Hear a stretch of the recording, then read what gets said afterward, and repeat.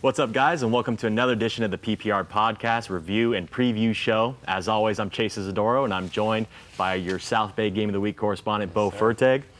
Bowe, I think there's no better way to start off the show than, let's talk about the Game of the Week, Carlsbad Mater Dei. Are you going to say it, or I'm going to say it? You go ahead. You say it. You say it. He jumped. It was a false start. It was. Let's play a little devil's advocate here, though. Does the false start matter?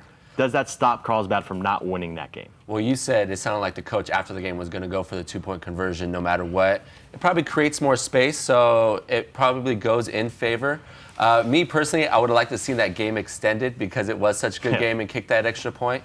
But it brings up a good point in the big jump from Division III to Division I and what Mater Dei did over a season is very difficult.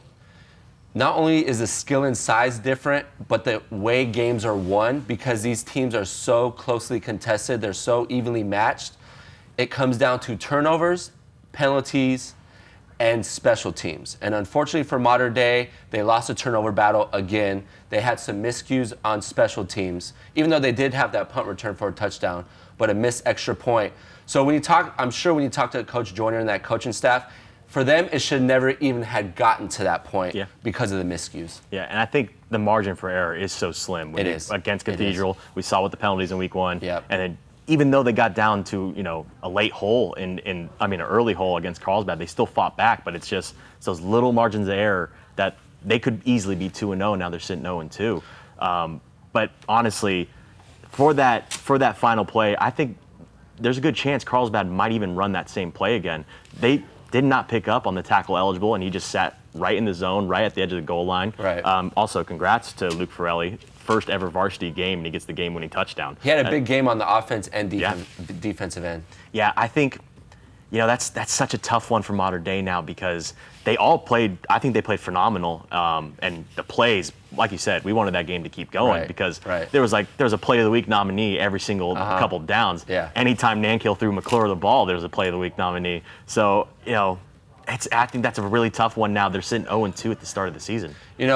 You have to say an 0-2 start is difficult, but the way Nankill has implemented himself with more of the running game, utilizing his legs, we weren't sure if that was going to be a part of his game going into this season after last year.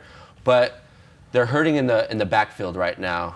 Nico Mosley doesn't look like he'll be there for the rest of the season. So Anthony Mcmillan, who I actually thought did a really good job, he carried the load this week very well, was more decisive. He was a downhill runner. And it's going to open up the box because they have guys like Jerry Mcclure, Roland George on the outside, Saraz Bunkum, who we haven't heard a lot from. But this offense will continue to roll. They will continue to put up points. Jerry Mcclure is a guy that is a wide receiver 1 right now. He would be a wide receiver 1 on any program. I would say right now he's the best receiver in the county. Yeah. He provides size. He can stretch the field. He can catch under routes and take a 5-yard hitch to the house. So there's a lot of good things that come from Jerry Mcclure, and Nankill is a guy that is now creating with his legs, and I think creating that dual threat opportunity will continue with this offense and continue them rolling. Mcclure has been absolutely phenomenal how hot he's been, and it's like every big moment he's there. Yeah. And it's like even the one where Nankill threw across his body, he just got back in and got it. I mean, it's crazy to think this team's 0-2. They could. Yeah. Well, it's those small differences in a competitive game, and we touched on them. And it should actually keep Mater Dei with their heads up, head held high, because they were those 1 or 2 mistakes from winning a ball game. Yeah, definitely. And we have to give shots out to Carlsbad. They played a great game. I love that pro-style offense. Yeah. If you're a football fan, Carlsbad is a team to watch. They come out with 12 personnel, 22 personnel. They switch it up in so many different ways, and they can run and pass from those formations. And just even a team like Mater Dei, you'll rarely see Nankill under center with 2 players in the backfield like an I formation. Sayin is a quarterback that's a great fit for that. You need a smart quarterback in a type of offense like that. And there's a reason why he's a 5-star player. Having a guy like Justin Johnson on the outside has paid dividends for him. When I look at Sayin, he wears number 9. He actually reminds me a little bit of Joe Burrow. He's not electric. He's not fast, but he can create space. He can create time with his legs. He can make every throw on the field, whether he's on his back foot or front foot. Julian Saint is an exciting player to watch, and we saw that on Friday. Yeah, I definitely had, I don't know about question marks, but I was definitely intrigued as to where they were going to be this year. They lost a lot of key seniors from last year's team that went to the Open Final. And I knew that they had a JV team that went 10-0. So I wanted to see what they were going to play like. And they came out at Mater Dei, played a phenomenal game. And even when they gave away the lead and were going into overtime, they still didn't lose their heads. Sayin threw an interception on that first drive, and then they bowed their necks and made sure that Mater Dei had to kick a long field goal. That is a crucial set of downs right there. There was a point both sides played good defense when needed. Mater Dei was down 21 out the gate. Their defense bowed up. So I thought both sides of the ball for both squads played well enough to win that game. Unfortunately, it was just those one or two mistakes, as we mentioned. So where are we now for the Open Division? Right. It's still, we're going into week 3 here, but I mean, it seems like Mater Dei is behind the 8 ball, but there's also teams that are overperforming. There's teams that, there might be sitting 1-1 right now, Cathedral being one of them, but nobody's going to blame them for losing to that Centennial team. No. But it seems like this Open Division it's very open, no pun intended. Yeah, Mater Dei is definitely on the outside looking in right now after losing 2 games, and it was because those 2 games were against San Diego teams. Yeah. So those 2 teams, Carlsbad, I should start with Mater Dei's missing a couple guys, so that might play into it. Yeah. But Carlsbad was also missing Zach Marshall as well, so that's a guy that's definitely going to be a key player down the road. So you can't really use that as an excuse right now. I think what might hurt them the most, losing to Carlsbad might not be the worst thing. Yes, you want to get the win, but Carlsbad's going to have a very good year. Losing to Cathedral, I still think might hurt them because I'm not sure that they're going to have the biggest record coming with that Western League. That Western League is ridiculous. Helix and Madison are playing out of their minds right now. Well, you bring up a good point. Mater Dei's outside looking in, and they're going to be the toughest to rank because they have a softer schedule towards the end of the season. They play in a league where they're just not as competitive as others.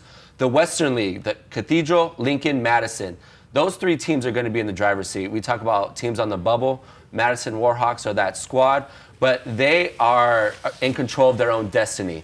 Thankfully, those 3 teams will face each other, and they can really set their destination. Unlike Mater Dei, that game against Lincoln is going to be a big one for Mater Dei. It's going to be decisive. If they lose that game, they can consider themselves out of the Open Division and they're going to be a great Division 1 team. There's no doubt about that. Nothing wrong with winning the D1 title. Not at all. I mean, they were in D3 and they went and won a state title, and that's a fantastic year last year. There's nothing wrong with that. But it's the testing yourself. And I do think they did test themselves well in the first 2 games. But that Lincoln one is going to be a different animal because Lincoln looks really, really good coming out the gate. Helix is another team that's going to be difficult to judge because they also play in a lesser the Grossmont Hills League just isn't what the Avocado League is, just isn't what the Western League is.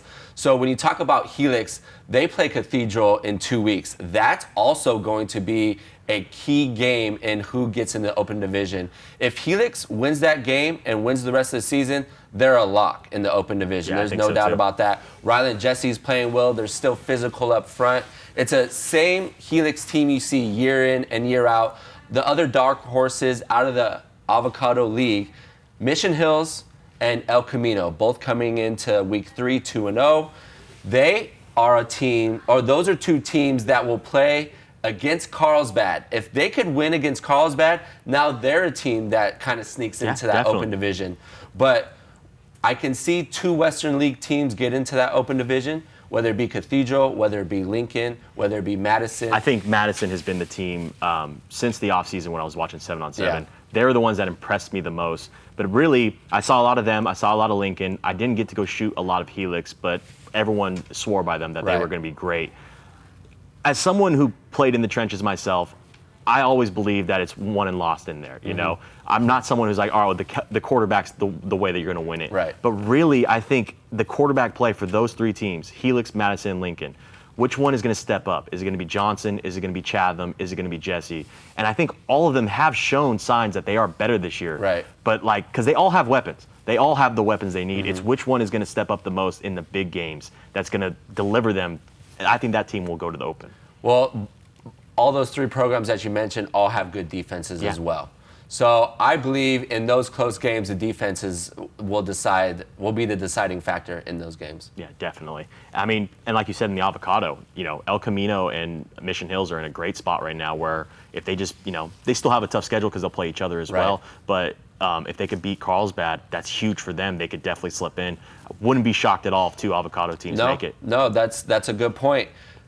Carlsbad plays week 4 against El Camino and week 5, I believe, against Mission Hills. So they go back-to-back week against 2, probably the better teams in the Avocado League. Yeah. So we'll know by the end of week 5 who's going to reign supreme in that Avocado League. I have a good feeling. El Camino always big up front. Yeah. Mission Hills, Chris Hauser is probably one of the better coaches in all of San Diego County. He just has his guys ready week in and week out. 2 impressive wins out the gate as well for them. I think it's going to be interesting. I could see a situation where that Western League, they just kind of beat up on each other. And the avocado teams, maybe they both lose to Carlsbad and Carlsbad runs the table, but then they would still have great records on their resume.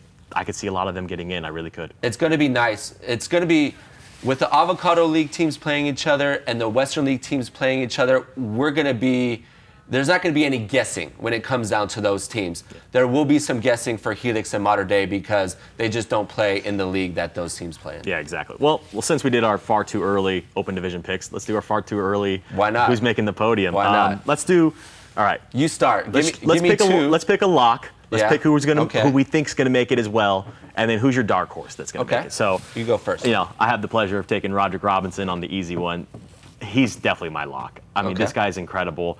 We saw him at times playing quarterback this last week, which was as well. A bit interesting. Yeah, which was for an extended period. But man, he's just a beast, and he's held up well against those teams from outside of San Diego. Right. I think he's going to play phenomenal when he plays against the teams in San Diego. He just needs to stay healthy. Yeah, he does. I agree with that. He's just so surprisingly fast, like that game speed, because you see how big he is, and you almost like, all right, I kind of imagine what he's going to run like. But then once he gets that first 2 steps and he's gone, I mean, it's so impressive, the kid. I agree. So who's your lock?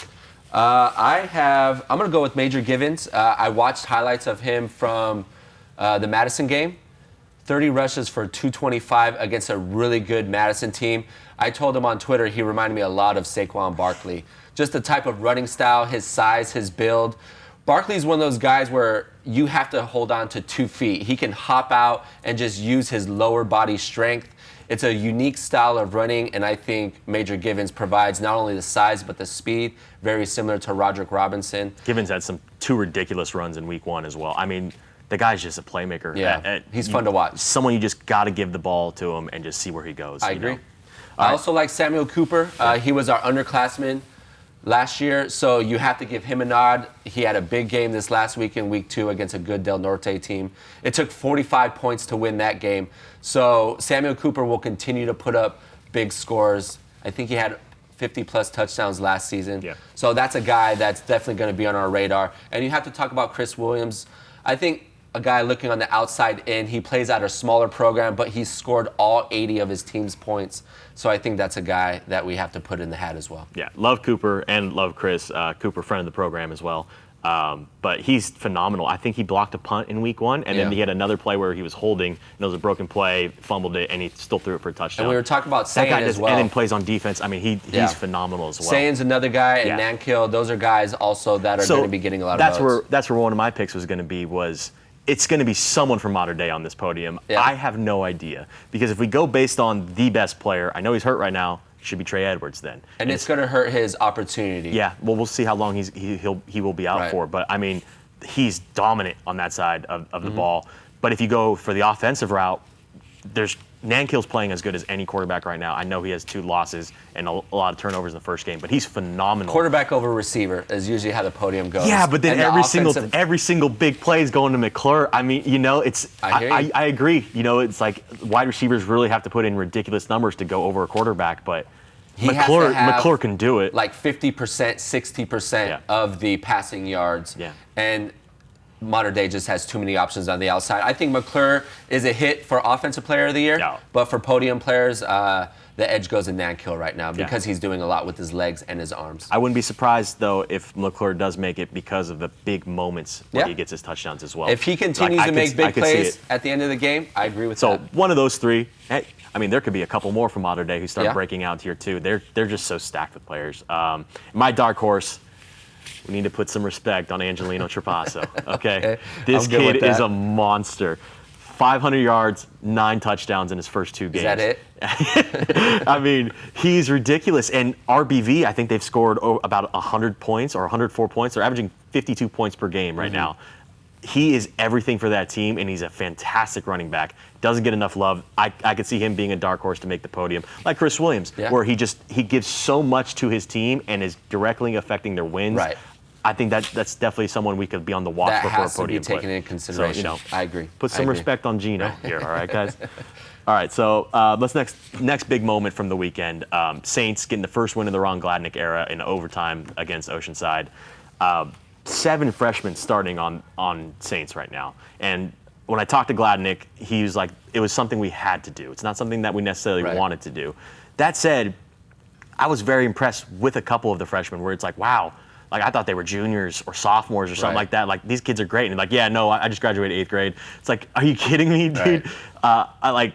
They're just phenomenal. Brady Palmer, Parker Johnson, I think those have been the most fantastic guys. Palmer could become a really, really good quarterback in San Diego. I think Saints has nothing but the best to look forward to, and they need the wins because they got a ridiculous schedule coming. The Western League. I mean, it's ridiculous. So it might be a tough season for them, but like getting one win, I think they got to scratch out another one here soon to at least have the record look good. Confidence is big for younger players, and when you talk about 7 starters, to me, that speaks volumes about their coaching staff. Yeah. Ron Gladnick has put together a good coaching staff at St. Augustine. The Brotherhood, they knew Gladnick was going to provide a big jump from where they were at a year or 2 ago, not only because of what he brings to the table, but who follows in his footsteps.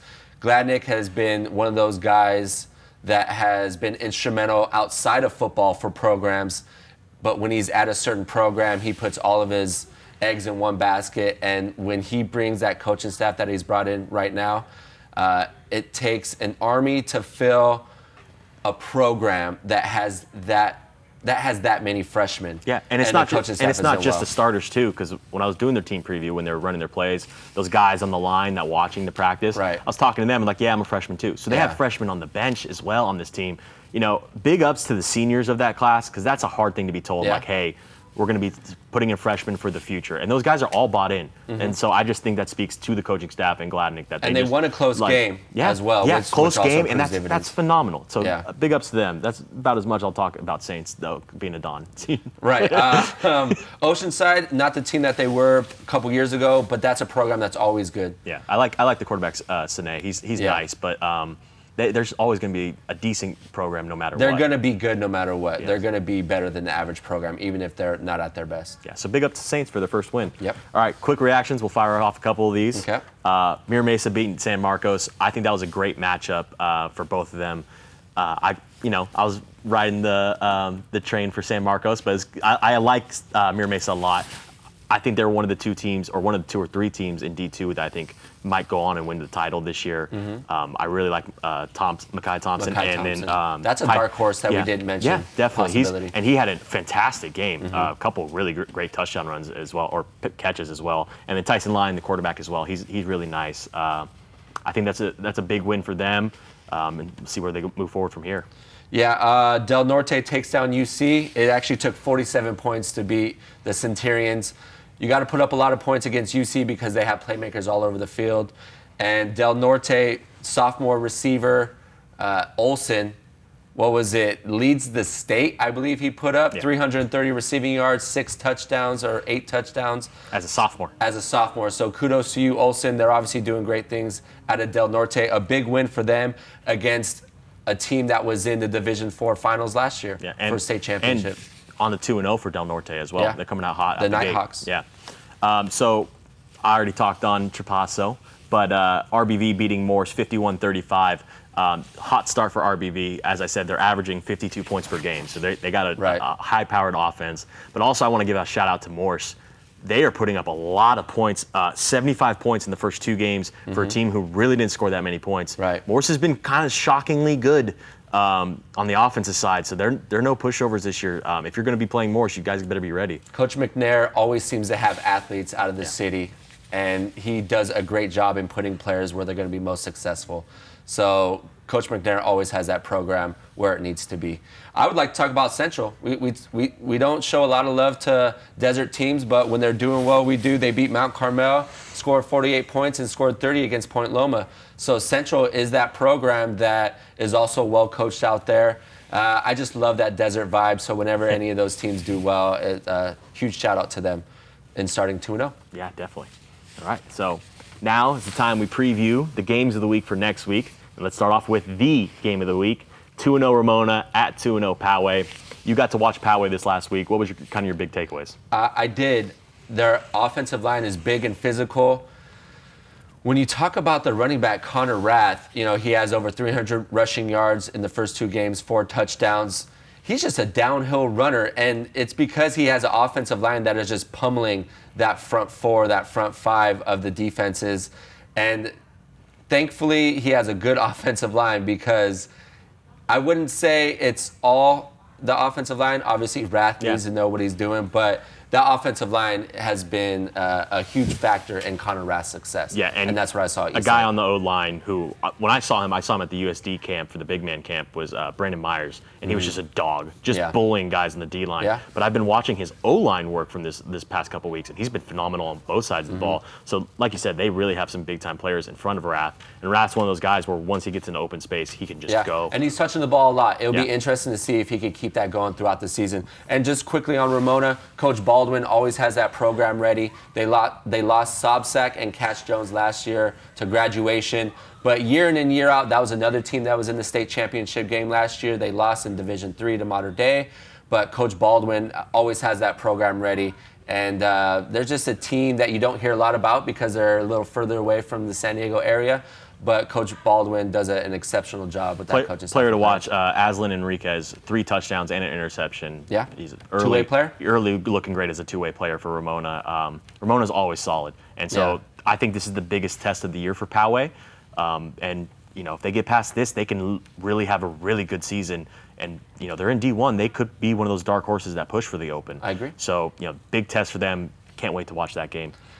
And our North County game of the week, it's Valley Center heading to Mount Carmel.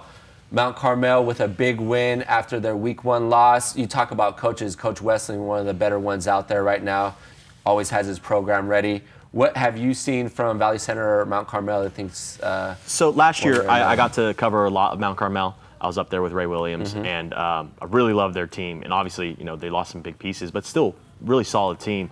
The one player that really stood out is Drew Ventimiglia, and I've been watching on Twitter all the Mount Carmel coaches, and they keep swearing by him that this kid's gonna be the thing, the real deal for us. And I saw him on 7-on-7. He had a great game as well, but he 8 for 156 and 2 touchdowns last week.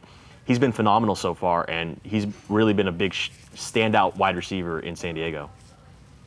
I agree with all that. It'll be nice to see 2 1-on-1 teams go at it for our North County Game of the Week. Yeah, definitely. Brandon Stone's going to be at Lincoln. St. Bonaventure travels to Lincoln for our nationals, our Jersey Mike's. Jersey Mike's. I was so used to South saying Bay. There you go. Jersey Mike's City Game of the Week.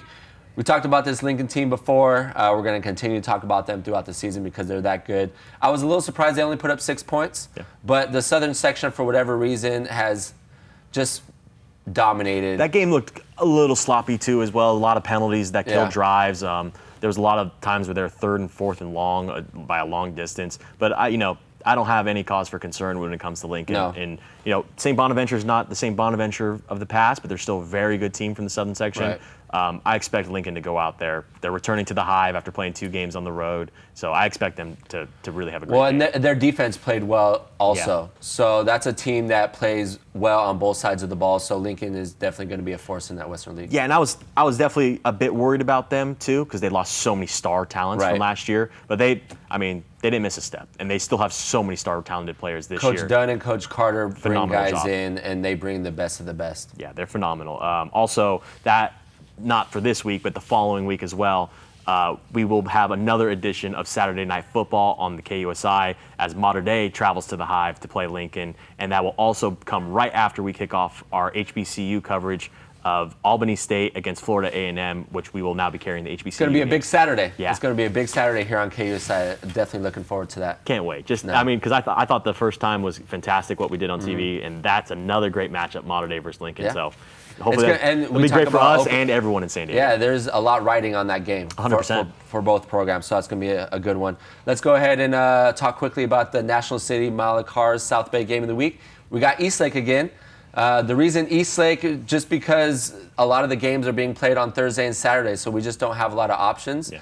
But Eastlake is a program under Coach Mendoza. He's been there for 12 seasons now. It's his third trip back.